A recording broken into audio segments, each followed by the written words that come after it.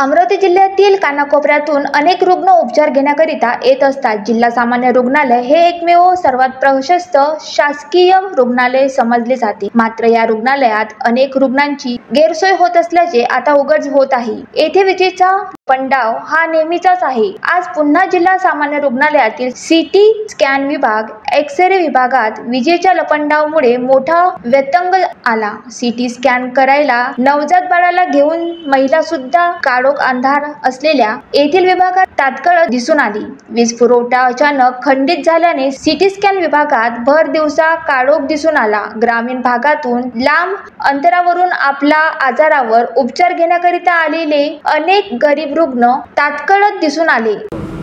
नमस्कार, मी सविता विजय ठाकरे। मी जिल्हा सामान्य रुग्णालयात आली आहे आणि गेले 2 तासापासून इथे पूर्ण काळोखाचं साम्राज्य आहे।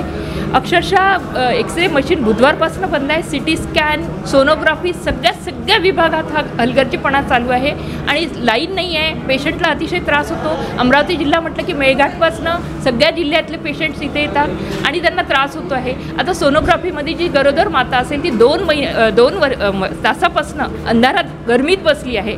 तुम्ही इमॅजिन करा हे कसं काय होत असेल आणि काय होत असेल, या रुग्णांचे किती हाल आहेत। आणि ही लिफ्ट जी आहे जी परमनंट बंद आहे, इथे लिफ्ट आहेच नाही। मला सांगा, रुग्णांना 3-3 मजल्यावर जावं लागतं। तुमचं ब्लड आपण जे म्हणतो रक्त तपासणी केंद्र ही वर आहे, सगळे बरेच युनिट्स वर आहेत। त्याला हे रुग्ण कसे जाणार आहेत? बरेच म्हातारे पेशंट्स येतात, महिला येतात, गरोदर महिला येतात, स्तनदा महिला येतात, त्यांनी कसं जायचं? हा लिफ्टचा प्रश्न आहे। आणि पुन्हा हे जिल्हा रुग्णालयात जोही काही हलगर्जीपणा चालू आहे, जोही काही इथे अव्यवस्थेचा प्रश्न चालू आहे, तो सगळ्या अधिकाऱ्यांनी हा लक्ष देऊन लवकरात लवकर सोडवावा हेच इथे आम्ही सांगतो। आणि पूर्ण रुग्णांची अगदी चांगल्या प्रकारे स्वच्छतेत आणि पूर्ण सोय व्हावी हेच सांगते। वीज पुरवठा खंडित झाल्याने अनेकांना सीटी स्कॅन व एक्स-रे पासून वंचित राहावं लागलं। याच विभागा बाजूनेच असलेल्या एक्स-रे विभाग सुद्धा गेल्या काही दिवसापासून बंदच असल्याने अनेक रुग्णांची मोठी गैरसोय होताना दिसून येत आहे। जनरेटर लावले असताना सुद्धा विजेचा लपंडाव सुरूच होतो। यावरच अनेक रुग्णांनी व रुग्णांच्या नातेवाईकांनी सुद्धा संताप व्यक्त केला आहे। मी सारंगधर गोविंदराव भामोदे, राहणार करसगाव बैरम। मी इथून गेल्या 8 दिवसापासून आलो आहे। ते सांगतात कधी रक्त चेक करा। रक्त चेक करायला गेलो तिथं कोणी नसतात। मग म्हणतात थुंकी चेक करा, इथून TB हॉस्पिटलला जा, चिठ्ठी देऊन देतात। तिथं गेलो तिथं कोणी नाही। मान्य सिव्हिल सर्जन याच्याकडे लक्ष यांनी द्यावं। आणि स्वच्छतेबाबत कसं आहे, कुठे घाण पडले आहे, पुटल्या पडल्या आहे, तिकून येताना कसं आहे का तिथं दिसतात। आम्हाला वास आला तिथं, म्हणजे अर्धी बिमारी हिरोईनमध्ये आल्यावर होऊन जाते मित्र होय। आणि त्यानंतर मी एक ART पेशंट आहो आणि मला नेहमी गोळ्याचे औषध चालू राहते आणि त्यांनी इकडे रेफर करतात, तिथं जा, तिथं गेलं तर खुर्ची खाली दिसते। मग BP तपासा, BPत गेलो तर खुर्ची खाली।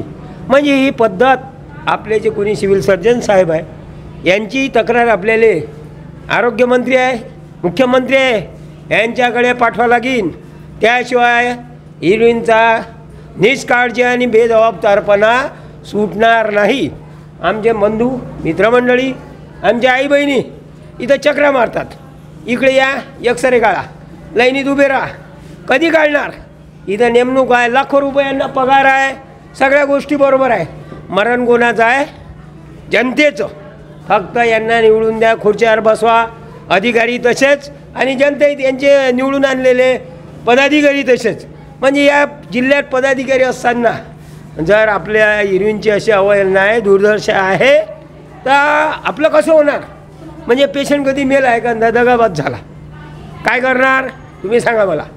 विचाराची बाब आहे मित्रो। शासनाने याकडे लक्ष देण्यात यावं। आपण तक्रारी मांडू, शासनापुढं मांडू, सिव्हिल सर्जनच्याही तक्रारी मांडू, RMOच्याही मांडू आणि आरोग्यमंत्री, पालकमंत्री, या जिल्ह्याचे आमदार, खासदार सर्वांच्या तक्रारींनी निवेदन देऊन मांडणार आहोत। इतके बोलून मी सारंगधर गोविंदराव भामोदे, राज्य सरचिटणीस चर्मगार, विदर्भ सिटी न्यूज, अमरावती।